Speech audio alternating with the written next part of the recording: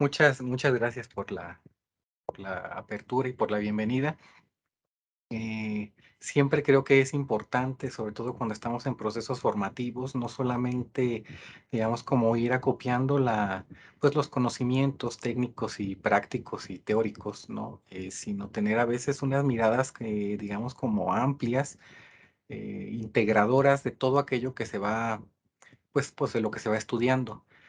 Particularmente lo que el día de hoy les voy a compartir, no es algo que en la práctica sea nuevo. Realmente el acompañamiento a este grupo de la población que engloba pues a todos y a todas las menores de edad, es algo que de a poco se ha ido desarrollando. Muchos terapeutas en la práctica, pues a petición de los mismos consultantes o incluso de las personas que vinculan con los operadores de justicia, lo solicitan. Lo que resulta relevante es que en la actualidad, precisamente en aras de darle un contexto, vamos a decirlo, científico, organizado y ordenado, pues entonces se ha hablado de ciertas categorías, de ciertos términos, y es ahí donde entonces cobra relevancia el hacer un acercamiento hacia esta actividad. Eh, mm, Ha formado parte de las actividades que desarrollo dentro de esta asociación que ya mencionaba el maestro en la presentación, ¿no? Ha cambiado, ¿no? A partir del 2008, cuando se estipula que se hace más bien cuando se habla de este cambio en el sistema de procurar la justicia, en donde se habla de la oralidad, ¿no? Es decir, previo al 2008 bastaba con que en este caso el asesor, que en este caso pues nos vamos a centrar en el área psicológica, pero puede ser en cualquier otra área del saber o disciplina, pero particularmente en las personas que fueron victimizadas, bastaba con que en este caso el psicólogo emitiera un informe en diferentes formatos, ya sea un informe de actividades psicológicas o meramente una peritación, que es una investigación específica sobre cuestiones que generalmente solicitan los jueces y que lo llevara hacia no sé, al juzgado en este caso, y que a lo mejor tiempo después se le llamara nada más para rectificar, que no es otra cosa más que decir, sí, efectivamente yo hice este documento que tiene estas características y habla de esta persona y de tales o cuales problemáticas. Ahora, en las nuevas prerrogativas, pues sí solicitan em, defender eso que uno estuvo trabajando con él o la consultante. Sí entraña, pues habilidades adicionales que de repente la televisión se ha encargado de darles ciertos matices hollywoodescos, pero que para lo que hoy nos convoca aquí implica desarrollar las habilidades para comunicar lo que previamente estuve haciendo. En ese sentido, entonces, saber cuál es mi labor dentro de ese proceso de justicia, eh, desde que me llaman para lo que me solicitan la participación y en su conjunto lo que yo voy a ir a expresar, pues entonces ha de cubrir como ciertos requisitos. Eso es solamente una parte para contextualizar el quehacer que en la actualidad puede tener la psicología. El otro lugar desde donde voy a partir es cómo voy a ocupar la misma palabra acompañar para que no se preste precisamente a esto que también ha sido pues un tema álgido, porque iba a decir preparar, pero en realidad no es preparar. Preparar a veces habla de aleccionamiento y de este constructo que afortunadamente aquí en la Ciudad de México no está actual, que es la famosísima alienación parental, que en términos generales pues habla de que uno de los dos padres ofrece información específica a los hijos o a las hijas, pues con ciertos objetivos que posteriormente pueden cobrar relevancia en el ámbito jurídico, por ejemplo, pensando en una cuestión de divorcio. En la actualidad, digamos, como ese concepto no es vigente aquí en la Ciudad de México, pero si no se maneja adecuadamente la información al compartir cómo se da este acompañamiento a los niños, niñas o adolescentes de cara a una participación en un proceso de justicia, puede generar malas interpretaciones. Esto que vamos a abordar el día de hoy, con un carácter, pues sí, general, se engloba en estas cuatro viñetas. Primero vamos a hacer una delimitación disciplinar de qué es el acompañamiento. Algo que cobra mucha relevancia porque si bien en la actualidad se habla de psicología forense, por ejemplo, como lo dice el título, en realidad eso forma parte de otros cuerpos disciplinares que si bien de la psicología es importante establecer cuál es el rigor que tienen. Luego vamos a hablar de como algunas definiciones específicas que vamos a cimentar propiamente en el acompañamiento, definiciones, vamos a decirlo hasta cierto punto operativas. ¿Cuál es la diferencia entonces entre la psicoterapia y el acompañamiento propiamente dicho? Que vale la pena anticipar que por supuesto no es lo mismo. Y algunas etapas o algunos momentos de participación del psicólogo, eh, ya de cara a la participación también que va a tener el niño o la niña.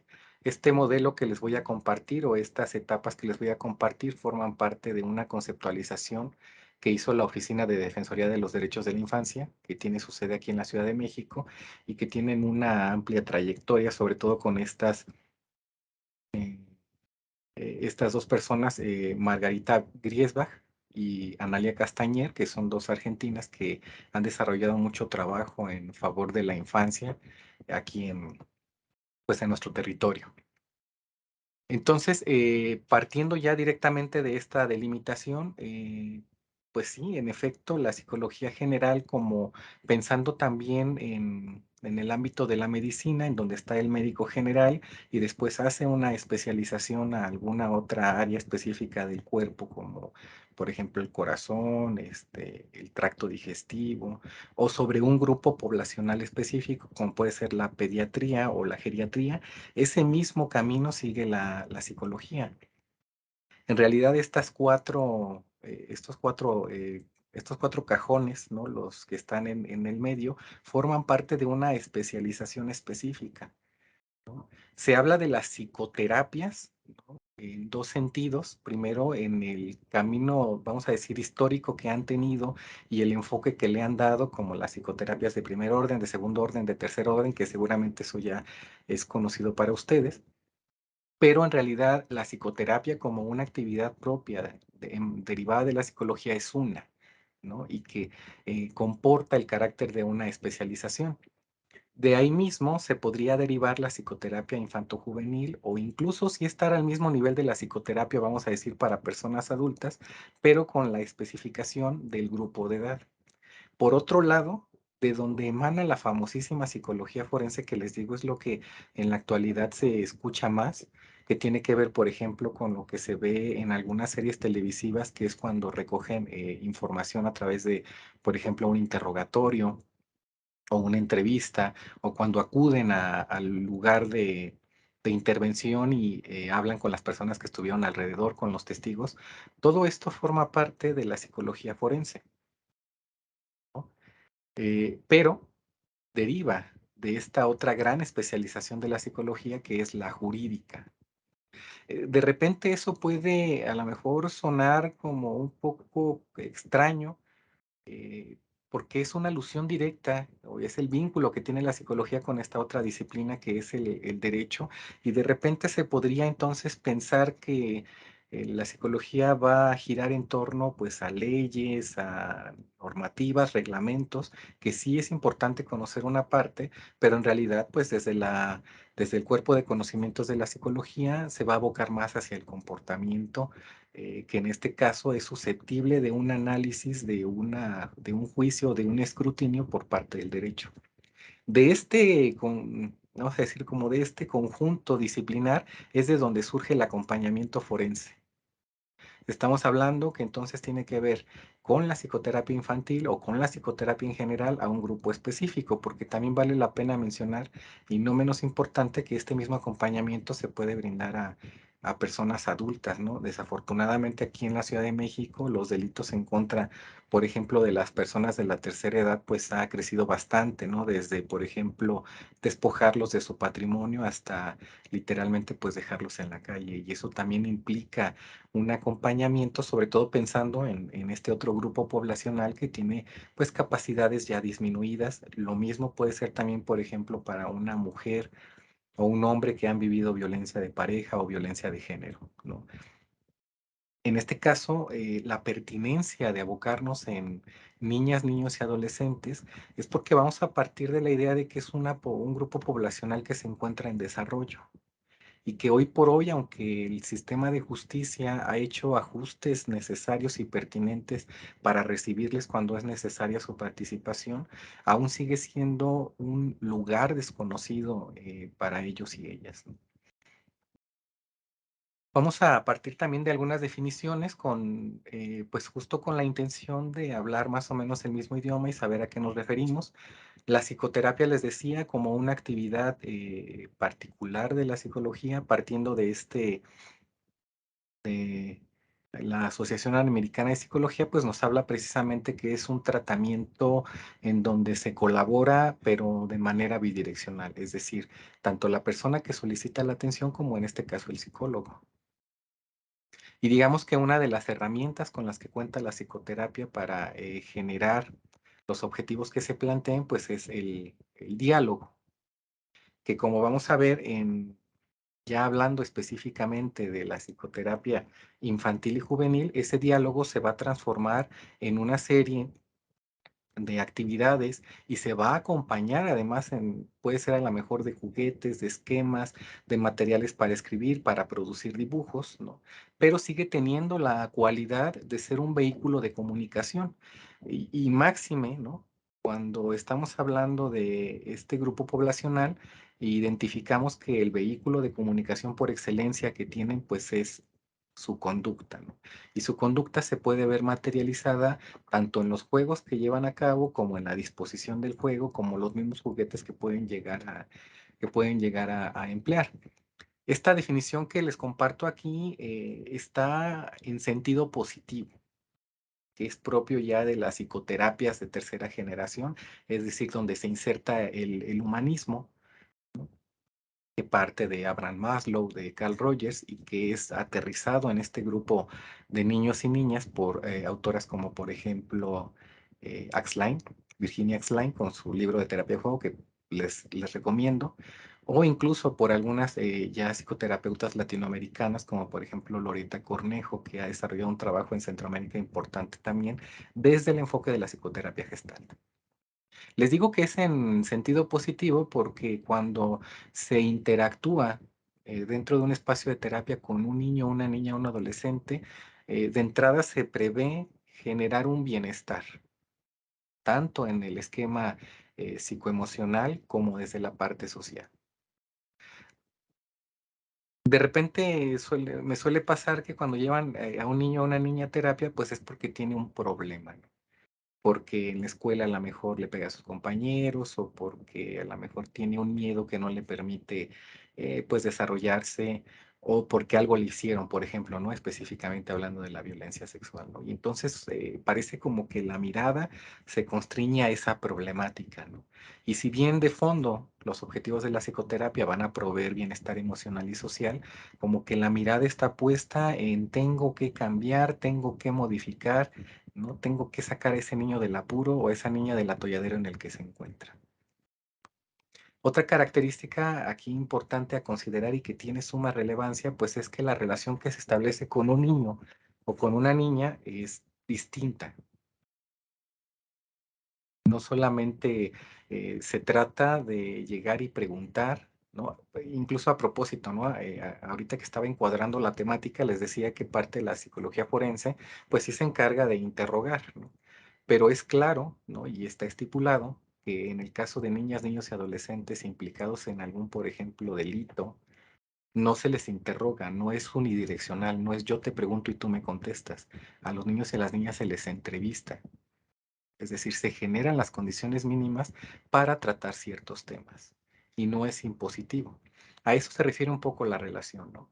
Es identificar que no puedo llegar a preguntarle a un niño o a una niña qué te hicieron si antes no he generado un vínculo que permita aperturar mínimamente el tema. Y el proceso terapéutico también cambia. Por ejemplo, una de las características que más se observa es el tiempo, del cual a veces los papás incluso llegan a ser muy celosos, ¿no? La psicoterapia de manera general implica estar en una interacción de 45 minutos a una hora, pero a veces las características del niño o de la niña, sobre todo en las primeras etapas del proceso psicoterapéutico, no permiten, no soportan que un niño esté tanto tiempo en la psicoterapia, ¿no? O a veces incluso las mismas intervenciones que se plantean, pues no están pensadas para tanto tiempo. Y esto, claro, tiene su razón de ser, pues en la consideración de las características de desarrollo, ¿no? Una de las principales, pues son los momentos de atención, que tienden a ser, pues, más cortos. De hecho, el pensar que la psicoterapia en el caso de las y los adultos es de 45 minutos a una hora, porque es más o menos el tiempo de atención mantenida que se puede tener un adulto. En el caso de los niños, pues por supuesto eso varía todavía más. El tercer elemento a considerar entonces es esto que se llama acompañamiento psicológico. Y aquí vamos a partir ya de esta construcción de la psicoterapia, pero la vamos ahora a tomar solamente un aspecto al hablar de que se trata de una relación de ayuda. Y esto es así porque se pretende, o usted tiene de entrada un objetivo. En estricto sentido es buscar soluciones a situaciones del presente. Ya adentrándome en el tema, entonces, imagínense, por ejemplo, a un niño donde sus papás están en un proceso de divorcio y el juez quiere saber, puede querer saber muchas cosas, ¿no? Pero a lo mejor una específicamente es con quién se quiere quedar. Que si bien es cierto, hay una serie de prerrogativas, sí es importante con esta perspectiva diferenciada de que se trata de un niño, una niña, un adolescente, pues saber qué es lo que opina al respecto. Y si queremos darle un fundamento desde la Convención de los Derechos de la Infancia, uno de los principios rectores que plantea la Convención es la participación, es decir, se busca que los niños estén involucrados en las situaciones que tienen que ver con ellos. Aquí el acompañamiento tiene que ver entonces qué es lo que va a hacer el niño, qué va a hacer la niña en esa participación que se le está solicitando. Y eso no, créanlo, no es poco relevante, incluso pensando a lo mejor en las personas adultas cuando entran a un nuevo trabajo, cuando entran a un nuevo lugar a estudiar o incluso a lo mejor en cuestiones tan cotidianas como una fiesta. A lo mejor el desenvolvimiento que voy a tener depende de si en esa fiesta hay gente conocida, si no hay gente conocida, si es un lugar que ya ubico, si es un lugar que pues a lo mejor tengo poco conocimiento. Un poco, a lo mejor ocupando este último ejemplo como metáfora, es a lo que se enfrenta un niño, una niña o un adolescente cuando se le solicita su participación. De ahí la importancia entonces de ir al lado suyo para que tenga esta información previamente. Como veíamos, la psicoterapia, en sentido general, perdón, y para niños, niñas y adolescentes, tiene objetivos. Esos objetivos ya se pueden materializar, por ejemplo, en cambios, en una resignificación, en sanar, es decir, el término ya dependerá del enfoque que se maneje, pero estamos hablando de un proceso continuado en donde hay un movimiento dinámico. En el caso del acompañamiento psicológico no podemos hablar de psicoterapia, mucho menos de dar consejos que de entrada el dar consejos pues sería algo cuestionable dentro de un proceso de psicoterapia, salvo en situaciones muy específicas que así lo sugieran, ¿no? ¿Qué se pretende en este caso? ¿No? ¿Cuál sería el objetivo del acompañamiento psicológico? Pues brindar claridad, que el niño o la niña conozca. ¿Y qué es lo que va a conocer? ¿Quiénes le van a preguntar? ¿Qué le van a preguntar? ¿Por qué le van a preguntar? ¿Por qué sería importante que él hablara de lo que ha vivido? Toda esta información va a facilitar entonces el conocimiento de lo que va a hacer, le va a dotar al niño o a la niña de una razón y eso también tiene implicaciones importantes, ¿no? Porque imagínense, ¿no? Y ahora cambiando de ejemplo, un niño o una niña que vivió violencia sexual, ¿no? Que si de por sí se le puede hacer difícil, pues romper el secreto y decirle a una persona de su confianza, imagínense que esto lo tenga que hacer frente a uno o varios desconocidos. Es mucha exposición, es mucho movimiento emocional que ya de entrada pues estaría trastocado por las mismas experiencias.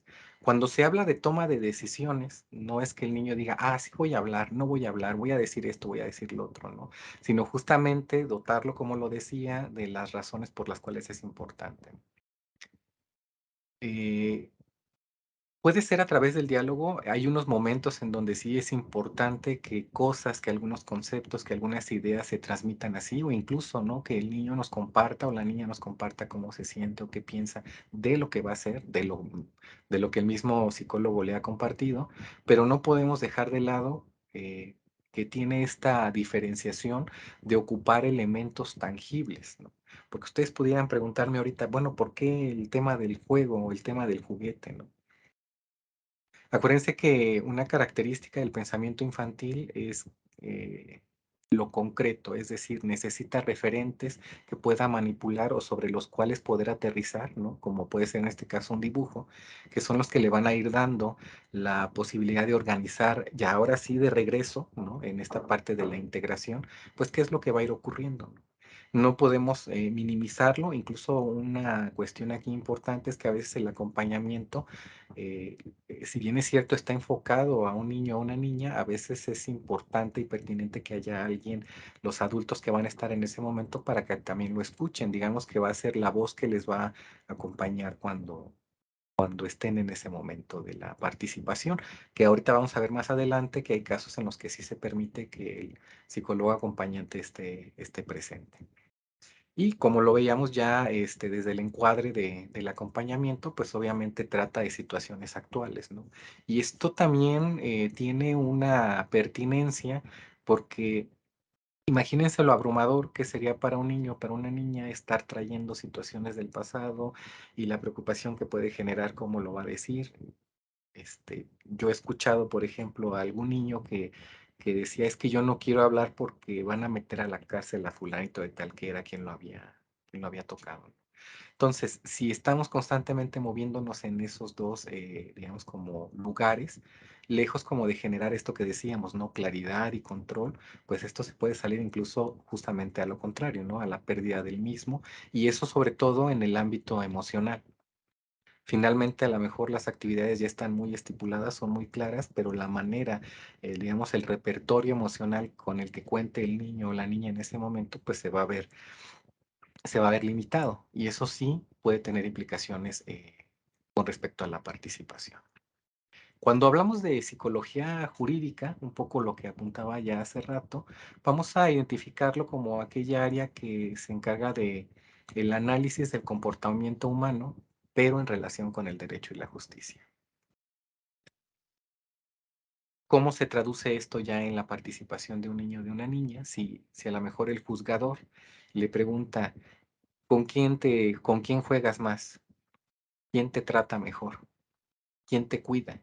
Entonces el niño va respondiendo y además de esto va haciendo una manifestación o una expresión emocional. Lo mismo que el niño incluso va relatando, ¿no? Sobre quién a lo mejor lo lleva a la escuela, quién lo cuida cuando está enfermo, cómo se divierte, si tiene un lugar para estar él solo, etcétera, etcétera, o si tiene juguetes. Eso va dando cuenta también de las disposiciones comportamentales que tiene el niño, no solo, o la niña, no solo al momento de estar ahí frente a lo mejor a la entrevista, sino de lo que está pasando. Bueno, pues todo esto, de lo cual la psicología se encarga ampliamente, entonces, se traduce en una serie de expresiones o de informaciones, valga decirlo, pues que le importan al derecho cuando ese niño o esa niña está involucrado. Eh, ya les decía, la psicología jurídica como una especialidad disciplinar, pues entonces va a ocupar primero todo el conocimiento que tiene en sí misma, ¿no? Les decía como muy amplio, ¿no? Que justamente eso es como el, digamos, el grueso de la información que ustedes ahorita están adquiriendo y se complementa, ¿no? Con esta otra, digamos, con esta barrera de contacto que tiene con lo que el derecho permite, ¿no? Como en este caso no solo la participación del niño o de la niña, sino también en este caso se prevé que puede haber un asesor. Vamos a partir, dejando de lado esta idea, que Entonces, toda la conducta humana, puede ser susceptible de este análisis, ¿no? La conducta humana manifestada, como ustedes ya lo conocen, pues, en sus diferentes, formas, ¿no? Haciendo a lo mejor un análisis retrospectivo, es decir, la misma historia, esto que se llama la reconstrucción histórica de los hechos, lo que se está presentando en ese momento, o incluso pudiéramos pensar cuáles serían los posibles, a lo mejor, derroteros o hacia dónde podría desembocar, ¿no? Esto a lo mejor no, esto último que les digo, tal vez no tiene que ver directamente con el acompañamiento con el niño, niña o adolescente, pero sí, por ejemplo, cuando se analiza cuál de los dos padres sería el más capacitado para tener la guardia y custodia de un niño o de una niña.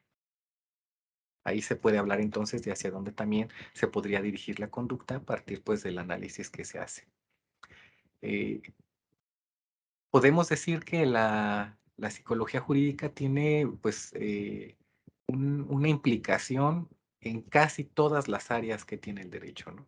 Casi todas, porque, por ejemplo, pues, existe el derecho monetario, por ejemplo, ¿no? O el derecho administrativo, eh, o el derecho constitucional, que serían a la mejor sí áreas donde como, pues, ese tipo de derechos es en hoja y papel, no es a partir de revisar la normativa, de cómo se dio el proceso, pues no tendría yo una participación en la psicología, digamos, como de manera directa. Pero en otras áreas del derecho, como tiene que ser, como es todo lo que tiene que ver en materia familiar, o en materia civil, o en materia penal, ahí sí tiene mucha cabida, ¿no? Sobre todo, como les decía, en procesos de separación o divorcio, guardia y custodia, o incluso en casos donde en la actualidad, pues por todo el devenir histórico, sigue hoy por hoy habiendo matrimonios con personas menores de edad, o incluso en casos en donde se, como les ponía en el ejemplo, no se identifica que tanto papá o como mamá sean los adecuados para seguir tratando con el niño o con la niña, entonces que quién más puede ser la persona indicada para recibirlo mientras se dirimen todas las controversias. Un ámbito en donde tiene mucha cabida la psicología jurídica es en esto que se llama en adolescentes en conflictos con la ley, que hay todo un constructo en donde tiene mucha participación, por ejemplo, también el psicólogo, que es en toda la parte de la conciliación, y finalmente en áreas que son donde más he tenido la posibilidad de participar, en el área penal eh, y en el área laboral también, en casos en donde hay explotación, y en el área penal en casos donde hay delitos como pues la violencia sexual, que ya traduciéndolo al lenguaje del derecho, pues en el caso donde hay abuso sexual, donde hay violación o incluso en casos donde hay trata de personas. Créanlo, muy actual, desafortunadamente aquí en el contexto mexicano. De la psicología jurídica, entonces se emana la psicología forense. Y para no darle como muchas vueltas, la psicología jurídica se vuelve forense cuando es requerida por un juzgador para tomar una decisión. Ese es básicamente como digamos, como el agregado que tienen. Yo puedo hacer a lo mejor un informe del estado emocional en el que se encuentra un niño tras haber presenciado, por ejemplo, un asesinato. Y se queda como parte del compendio de la psicología jurídica porque está considerando que el niño fue expuesto a una serie de situaciones que atentaron contra su integridad, pues vamos a decirlo, psicológica, y que eso deriva en que puede ser considerado un delito, por ejemplo, ¿no? O negligencia, maltrato, etcétera. Ahí se queda, ahí está. Se convierte en forense cuando el juzgador lo solicita para tomar las decisiones que tenga que tomar o para hacerse del conocimiento del que se tenga que hacer para llevar a cabo el proceso. Esto quiere decir que los psicólogos forenses tienen como labor pues la recolección y el estudio de los datos psicológicos relacionados con un determinado proceso judicial. Que ojo, aquí vale la pena señalar, y a veces eso es un motivo de conflicto, porque frente a situaciones en donde está involucrado, por ejemplo, que el generador de violencia, el abusador o el violador esté en la cárcel, a veces se pone como éxito jurídico el bienestar emocional. Es decir, si se consigna a la persona, si se da una sentencia condenatoria, entonces eso va a redundar en el contexto emocional. Puede ser que sí una parte, pero el efecto emocional producido ya por el daño, ahí va a seguirlo. Y a veces eso también es motivo de presión. ¿Para qué? Para que el niño hable, para que se presente, para que se deje revisar. máxime, ¿no? En el caso de situaciones en donde hubo una invasión terrible hacia la corporalidad, entonces eso resulta incluso hasta desestructurante, ¿no? Ahí ya tiene otras consideraciones, ahí ya tiene que ver más también con las estrategias ya propias del abogado, en donde se trata también de no exponer al niño o a la niña. Únicamente por precisar, entonces ustedes dirían, bueno, entonces, ¿cuál es como el mayor quehacer de dónde se puede tomar el mayor uso de esta especialización de la psicología? En realidad no se puede hablar de que una sea más o una sea menos o una sea más importante o no. Les decía porque no todo está basado en el éxito jurídico que se vaya a tener, ¿no? Ambas áreas de especialización pues ofrecen información útil. Y tal vez ya apelando a los derechos humanos en general, se trata de que esa información, esa recolección de información que se haga, pues sea lo más útil, ¿no? Para esa persona con la que se estuvo interactuando. Sin embargo, aquí sí vamos a considerar que el ámbito de intervención cambia, ¿no? Al hablar de psicología forense, estamos hablando del análisis de un caso en particular. Y al hablar de psicología jurídica, podemos hablar ya de un espectro más amplio. Por ejemplo, mucho la psicología jurídica tiene que ver con la cárcel, ¿no? Con los procesos penitenciarios o incluso en esto que no es propio de la psicología, pero que también tiene su cabida cuando se habla de adolescentes en conflicto con la ley, que son, por ejemplo, los subgrupos o la cultura, los subgrupos culturales, ¿no? En donde entonces se puede hacer un análisis o se puede identificar cuáles han sido las consecuencias en la interacción que han llevado a tal grupo de personas o de ese grupo de personas una en particular para que su conducta pues fuera susceptible de análisis jurídico, ¿no? Aquí les puse unas imágenes, no sé, la primera la tomé, es un video que está en YouTube y es bastante conmocionante porque este es un niño que está hablando frente a un juez de cómo es que, lo pueden revisar, cómo es que su mamá mató a su hermanita. Imagínense ya televisado o videograbado en un lugar amplio, lo abrumador que puede llegar a ser así, pero también destacar la valentía para poder hablarlo. No, yo no puedo decir, en algún momento ese caso fue objeto de estudio en alguna formación, y no hay muchos datos de si el niño recibió o no un acompañamiento del tipo que les estoy diciendo en estricto sentido, pero muy seguramente tuvo que haber habido algo así, ¿no? Y si no lo hubo, que también es una posibilidad, pues tanto más, ¿no? Esto que se conoce como resiliencia, ¿no? Esta capacidad de afrontar las situaciones presentes con los recursos que la persona tiene dentro, ¿no? Ya en la práctica se trata pues de no hacer ese camino tan complejo. De ahí, pues, la razón de ser de este acompañamiento, ¿no? En donde a partir de esta perspectiva de que un niño, una niña, un adolescente no es lo mismo que un adulto, entonces tiene características en cómo se desarrolla, cómo se genera el malestar, por qué se instala como lo hace y por qué resulta a veces tan desestructurante, ¿no? Esto que les decía, son personas con necesidades especiales de todo tipo, ¿no? A veces las barreras arquitectónicas, las sillas, ¿no? Acá lo podemos ver, ¿no? Hasta dónde les llegan los brazos, por ejemplo, al niño. A veces eso incluso resulta pues un elemento adicional que uno pudiera decir, pues no tiene una relevancia, pero si lo sumamos con todo lo demás, ¿no? Con el saber que lo están escuchando, con las ideas que el mismo niño o la niña puede tener respecto a la razón por la cual está hablando, pues ya es muy específico. Algo que es importante también considerar es el proceso de victimización, ¿no?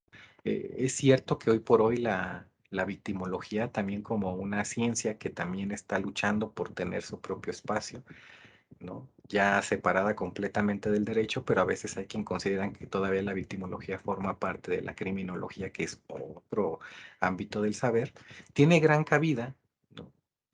Por el proceso que ha tenido a lo largo de la historia, pensando en que una víctima de un delito, en estricto sentido, pues a veces queda completamente fuera del radar de justicia, ¿no? O sea, algo le pasó, por eso se va a hacer justicia, pero al final es la menos implicada.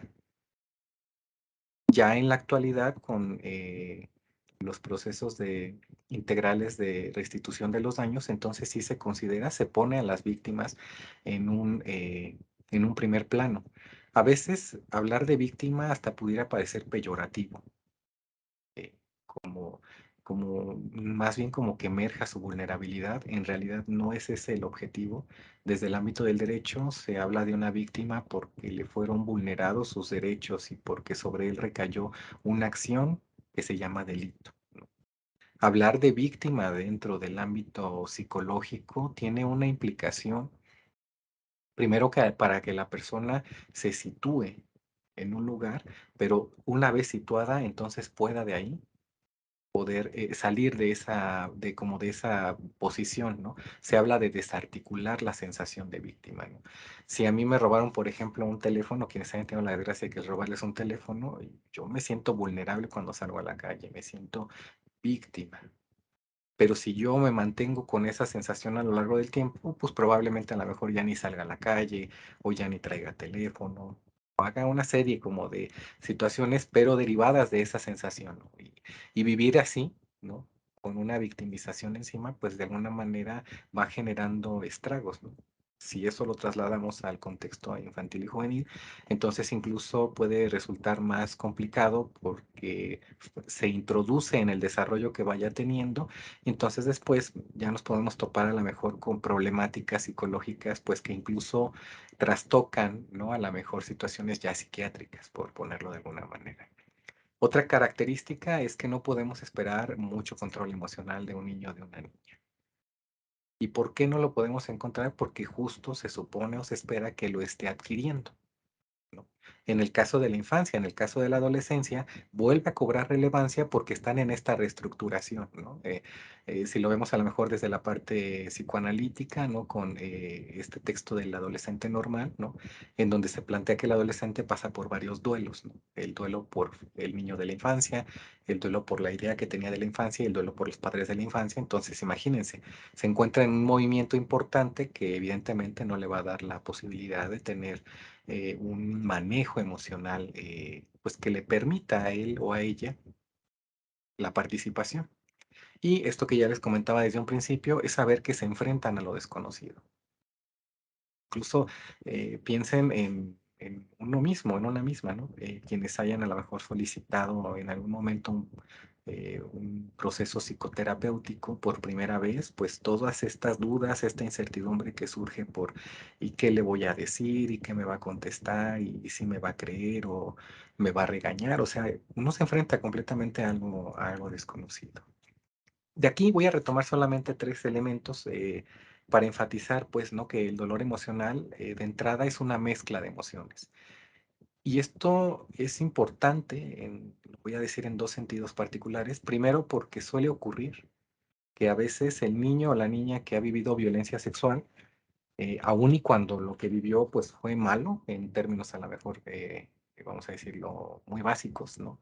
Que lo que le hicieron no fue correcto, que fue un delito, etcétera, el niño o la niña puede guardar algunos sentimientos, vamos a decirlo, positivos, ¿no? Por la persona que le hizo el daño. Y eso es muy real, ¿no? A veces las personas que violentan son las que en algún momento tuvieron más contacto o una cercanía, ¿no? Eran con quienes jugaban, con quienes les ofrecían cosas, ¿no? Entonces, esta mezcla de emociones entre lo que me hizo está mal, pero lo extraño, es algo que puede estar presente. Dos emociones, ¿no? El término correcto aquí sería ambivalencia emocional y eso forma parte, ¿no? Si le agregamos todavía, ¿no? El que se va a acercar a decir lo que le pasó, entonces es un agregado más de un grupo de emociones que se pueden estar generando ahí. Y al hablar de cicatrices, ¿no?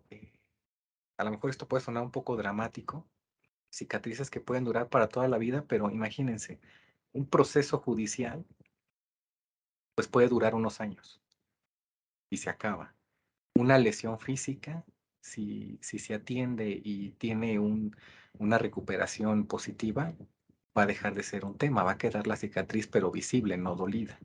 Imagínense si en el ámbito psicológico una experiencia que no se olvida, eso es un mito, ¿no? Pensar, por ejemplo, que los niños cuanto más pequeños se olviden lo que les pasó no es cierto. ¿no? Hay un texto de dos españoles que señala que, por ejemplo, el testimonio de un niño o una niña con respecto al testimonio de un adulto sobre algún hecho de violencia sexual, lo único que cambia es cuantitativamente, no cualitativamente. Es decir, cambiará la cantidad de datos, de datos que ofrezca, pero la esencia seguirá siendo la misma. Y de ahí la importancia, es minimizar el dolor emocional que en ese momento se genere. Y partiendo de la viñeta anterior, en donde estamos hablando que son personas en desarrollo, entonces se puede pensar que el repertorio emocional o que las herramientas emocionales que tiene para afrontar las situaciones pueden fácilmente ser rebasadas. No es literal que no disponga de los recursos, sino que esos recursos fácilmente pues, pueden ser rebasados, ¿no? Porque no hay una continuidad, vamos a decirlo, saludable en cómo se va manejando el contexto emocional interno, o no nada más emocional, sino las mismas disposiciones en el pensamiento, ¿no? Las ideas que se van teniendo sobre los eventos. Em, Enfatizar la victimología es porque un niño o una niña que va a terapia porque alguien le lastimó o porque presenció algo, por ejemplo, el caso, perdón, que les ponía del niño que presenció cómo mataron a su hermanita, va a psicoterapia, no porque quiera. Tal vez esto más bien responde a la responsabilidad de los adultos de que es importante un proceso psicoterapéutico para redirigir las experiencias y que éstas no se conviertan en un obstáculo. Hablar de victimología infantil implica saber que un niño no está ahí por su gusto y que aunque yo esté muy capacitado y sea muy sensible a las problemáticas que tenga el niño o la niña, pues el otro no se va a mostrar abierto o incluso no va a querer, ¿no? A mí me ha pasado en muchos casos con adolescentes pues que no quieren ir a terapia, ¿no? Literal dicen, yo esto me lo pensaba llevar a la tumba, o incluso estoy enojado con mi mamá o con mi papá por haber hecho todo esto, ¿no? Por haberlo hecho público, por querer denunciar, ¿no? Y tienen razón. Es decir, quien los tiene ahí fueron los hechos acometidos por otra persona. Evidentemente, en el proceso de terapia, pues estas ideas se van traduciendo, o se van, no traduciendo, se van cambiando para que entonces el proceso psicoterapéutico pues sea más bien como un motivo de crecimiento, ¿no? Aquí es donde cobra sentido esta definición que les decía de psicoterapia infantil, ¿no? Que se convierta en algo que potencie, ¿no? No que sea nada más como la sola restauración. Hablando de acompañamiento psicológico infantil, entonces también estamos bajo ese entendido que vamos a ofrecer la mayor cantidad de apoyo, la mayor cantidad de información, pero que evidentemente es por algo, pues por lo cual no tendría que estar pasando ese niño o esa niña. Solo por precisar, se habla de victimización primaria y secundaria.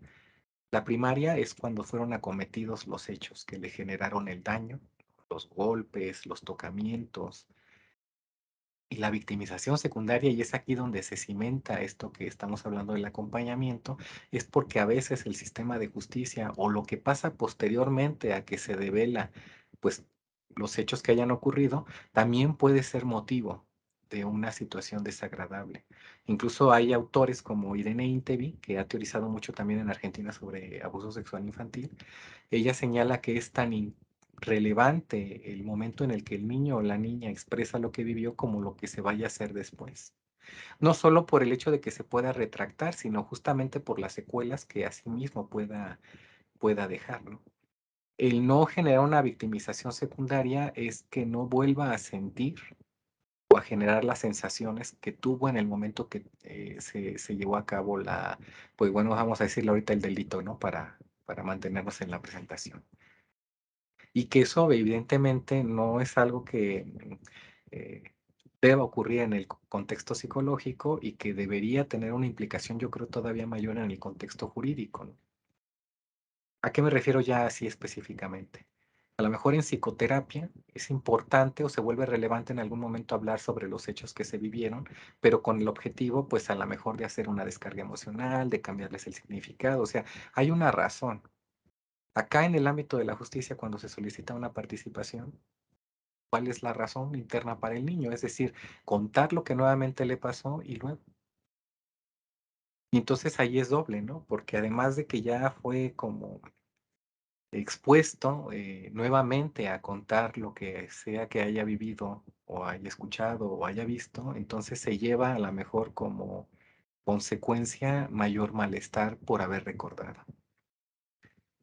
Como se pueden dar cuenta, la participación del psicólogo dentro del sistema de justicia tiene muchos alcances, muchísimos alcances, ¿no? Desde la parte de la investigación, esto que se llama hacer un peritaje, desde hacer contribuciones, por ejemplo, algo que no mencioné, pero que también está aquí, es cuando algunos reos o algunas personas en privación de la libertad, que sería el término adecuado, solicitan, por ejemplo, libertad anticipada. También ahí el psicólogo tiene cabida en cuando los papás se separan, a veces se agarran literalmente a hijazos. Y entonces se generan todos estos movimientos de lealtades, etcétera, etcétera. También ahí tiene cabida y por supuesto al momento de de requerir informes y la participación directa. Ya estoy a punto de concluir, ¿no? Esto que les decía sobre las etapas del acompañamiento psicológico, básicamente se dividen en tres momentos, literalmente en una especie como de anticipación de hechos, qué es lo que puede pasar cuando se le está, pues cuando está participando y siempre es importante no dejar de lado como hacer un corte porque eso tiene implicaciones hasta en en la percepción de continuidad, ¿no? Esto nunca acaba. Si han tenido ustedes la posibilidad de hablar con alguien que está en un proceso de justicia, de verdad lo ven largo, ¿no? Porque a veces dura años, se supone que en la actualidad ya no tanto, pero parece que no hay un corte o un término entre, no sé, cuando se fue a poner la denuncia y cuando se va a hacer la ratificación, como que a veces se ve en un continuo. Y bueno, eso tiene, pues imagínense un desgaste, ¿no? Estar completamente o todo el tiempo pensando en que me van a llamar, tengo que ir, ¿no? Es importante hacer una separación. Esto de aquí para adelante, entonces sí ya son herramientas del acompañante. ¿En qué se traduce esta viñeta? En saber que si el niño o la niña o el adolescente comparte en este caso con el juez o con el juzgador lo que vivió, tiene objetivos, ¿no? Y primero es evitar que esto vuelva a ocurrir. Literal, que se detenga lo que haya ocurrido, ¿no? Pero también disuadir que esto se pueda presentar en otros momentos y por supuesto que frente a estos daños acometidos, no solamente en sus garantías individuales, sino en su persona, a nivel físico, a nivel psicológico, incluso a nivel social, pues tengan una reparación, tengan una recuperación, que aquí pues ya será diferenciada, ¿no? Estas son las cosas que de repente ya quedan como completamente aisladas, ¿no? A lo mejor en el imaginario social todavía prevalece la idea de, pues, ¿para qué voy y denuncio, no? Por ejemplo, en estos casos ahora de robo en los transportes públicos, ¿no? No hay como una razón. Creo que a lo mejor lo que primero se observa son lo negativo de hacer una denuncia que a lo mejor elementos que pueden soportar o que pueden incluso dar como cierta, digamos, cierto apoyo de por qué se tiene que hacer, ¿no? Digo, ya con esto a lo mejor está siendo muy evidente mi postura pro denuncia, ¿no?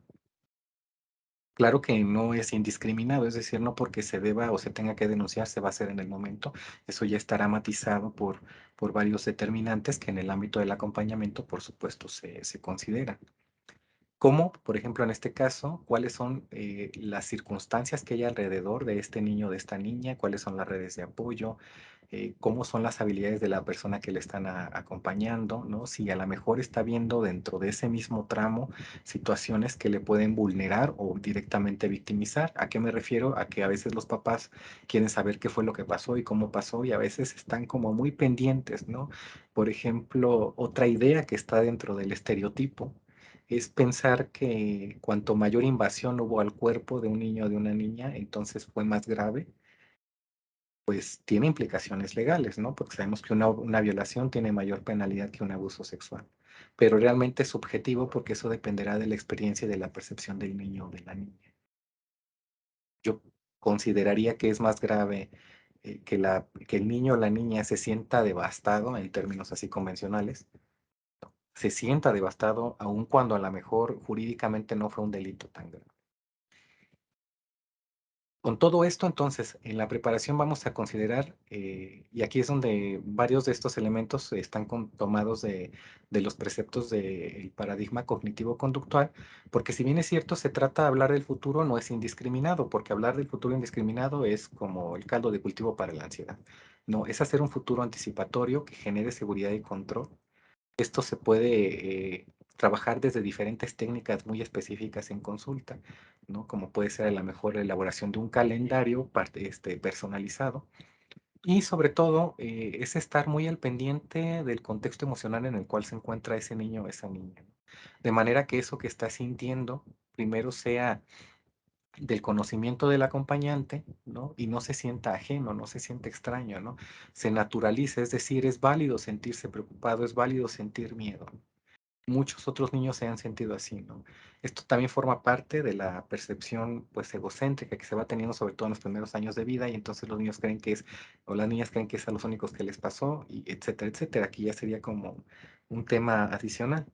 Y algo que es importante prever, que si bien es cierto en la actualidad ya está bastante cuidado, ¿no? Sobre todo a veces con los medios, el uso de la tecnología, de que no haya un posible contacto con el generador de violencia, pero no solo con el generador de violencia, incluso con otros familiares, incluso a veces con los mismos abogados de la defensa, ¿no? Entonces, cuando es inevitable, sí es importante que lo sepa el niño o la niña. Otra vez, para hacer un futuro anticipado, es decir, que sepa cuáles son las vías de acceso, qué puede hacer, si a lo mejor lo único que está en sus manos es taparse los ojos, taparse los oídos, llevar audífonos. Aquí a veces también influye bastante la creatividad, como vemos aquí, ¿no? El futuro anticipado implica también, por ejemplo, saber cómo son las instalaciones, ¿no?